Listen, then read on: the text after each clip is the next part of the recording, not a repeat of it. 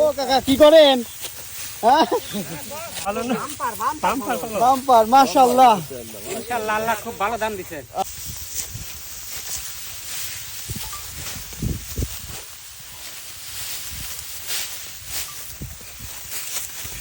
আসসালামু আলাইকুম।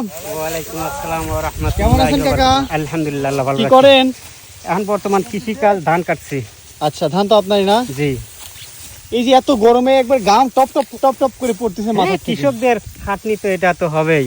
আচ্ছা, কৃষকের এটা কি ধান মূলত? 28 ধান।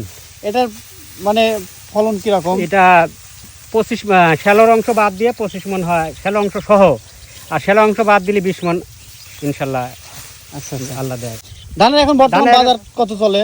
এখন বাজারটা, নতুন ধানের বাজারটা যেহেতু জানি না, কেবল কাটতেছি, তো পুরাতন ধানের বাজার হলো 1600, 1650, 1650 টাকা, 60 টাকা। আচ্ছা, নতুনটা এখন কেমন হবে জানি না। এই বাজার পেয়ে কৃষকেরা কি? যদি 1350, 1400 বাজার থাকে, বাম্পার বাজার ইনশাল্লাহ। আলহামদুলিল্লাহ, আলহামদুলিল্লাহ।